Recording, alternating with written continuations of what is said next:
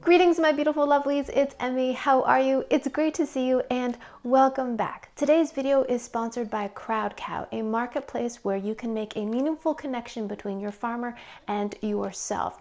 Crowd Cow allows you to see exactly where your meats come from. And it's really simple. You just build yourself a box. You can choose between poultry, seafood, beef, even game meats. The selection is outstanding, and that's what I really appreciate. You have a greater selection than what you can find at the grocery store, and the quality is excellent as well. So the meats arrive right at your doorstep, vacuum sealed and frozen at peak quality and packed in dry ice, and every box is recyclable and compostable and 100% carbon neutral. You can become a member free and receive 5% off your total order and free shipping on orders over $99. So with Crowd Cow, not only do you have better quality meats and a greater selection of meats, but you're supporting farmers that are doing it the right way. So if you'd like to try Crowd Cow for yourself, click the link down below to receive $15 off your first order and become a member for free to receive an additional 5% off. So big thanks to Crowd Cow for sponsoring this video, for their continued support, and for sending me these. These are 2 Wagyu beef steaks. Have you heard of Wagyu before? You may have heard it before, but you may not know what it is, as I didn't. I had to look it up. So Wagyu is a Japanese word, and it just translates to Japanese cattle. Specifically, it refers to 4 specific breeds of Japanese cattle. And so what I have today, and I'm super excited about, is I have 2 Wagyu beef steaks. One was grown and raised in Japan, and the other is a domestic version. And today I'm going to be doing a little taste test. Now, I've never purchased Wagyu beef before. I have to admit I'm a little intimidated about cooking these because this sampler set, 2 steaks, was $107. But I'm so excited to be able to compare these 2 different steaks.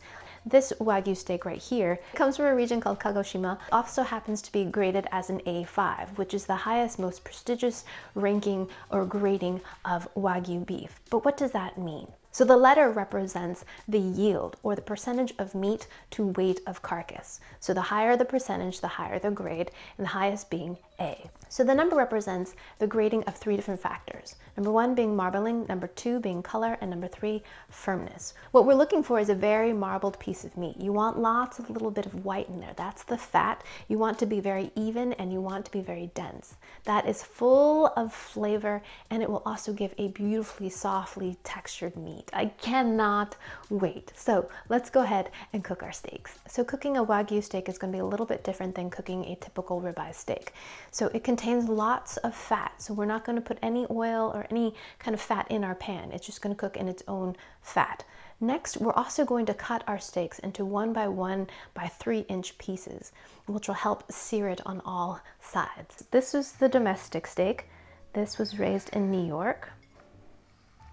Oh, that marbling is incredible. We have several portions here. So decadent. Next, we're going to cut the Japanese. Oh my gosh, this is amazing. It's so tender, it's so easy to cut. There's the Japanese steak. I've got a stainless steel skillet right here, and I'm gonna heat this on medium high heat. I'm gonna liberally sprinkle salt on my steaks. This is kosher salt, and I'm gonna get all sides. First thing I noticed between these 2 steaks is that the size of the American cut is huge. This is a really simple way to check to see if your pan's hot. If you splatter some water in it and the water kind of just dances on top, it's a hot pan. So put it right there. Looks beautiful. Next step, I'll place the Japanese. Ooh. It's already smelling so good. We can see the fat coming out of the steaks. So we're going to cook them about 1 minute on each side. I'm going to go ahead and give this a turn. Gently lift it. Look at that sear. Oh, look at that. Gorgeous. I'm going to take the Japanese one off first because that one's a little bit smaller piece of meat. So now it's tempting to just cut right into this, but it's important to let the meat rest, to allow those juices to retract back into the meat. If we cut it now, it'll all ooze out all over our plate. So I'm gonna let this rest for just a few minutes.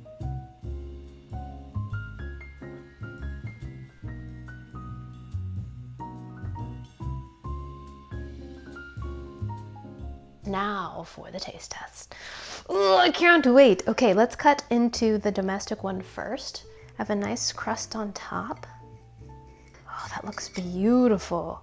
Look at that. This knife needs to be sharpened. Ooh, this one's beautifully cooked too.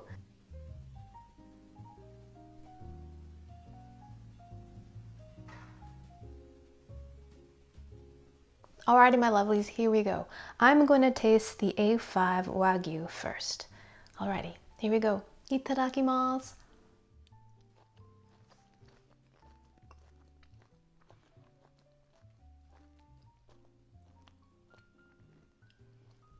Fantastic. Fantastic. Another piece.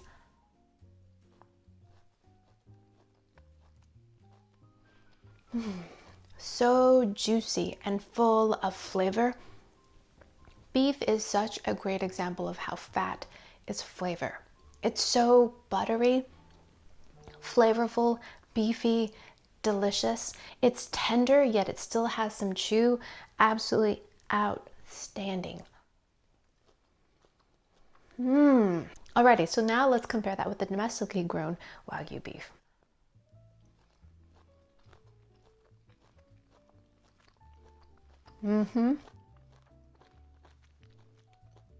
A delicious tasting steak, but what I noticed right away is that it has a chewier texture. The flavor is great. It's got that really great beefy heme flavor to it and a lot of fat. But in my opinion, the A5 Wagyu from Japan is better. The taste of the beef is more concentrated, the texture is more tender, and it's just more flavorful. Although the American Wagyu is still quite tasty, it's certainly better than any steak that I would have found just at my supermarket. The key to a good steak, in my opinion, is finding one that has a lot of that delicious, beautiful white fat marbling in the meat. That means flavor, that means tenderness. That's just the best tasting steak will be the one that has the most kind of marbling in it, in my opinion. So is a Wagyu A5 steak worth the money? Well, it kind of depends on your position. If you are a steak lover, if you are a beef lover, and you have a great appreciation for beautifully marbled meat, then absolutely. This was easily one of the best steaks I've ever had. So if you want that experience, then for sure I would say it's worth it. Also, when you have portions that are small like this, you can share with lots of people. I think it's a great way to share the experience and of course the flavors as well. So there you have it, Wagyu steak at home. You can definitely cook it at home. Don't be intimidated by it. It's actually very, very simple and fast. Thanks so much for watching, and big thanks to Crowd Cow for sponsoring this video. If you'd like to try them out for yourself, click the link down below to receive $15 off your first order and get a free membership to receive an additional 5% off. Alrighty, thanks so much for watching. I hope you enjoyed that one. I hope you learned something. Please share this video with your friends. Follow me on social media, like this video, subscribe, and I shall see you in the next one. Toodaloo, take care, bye!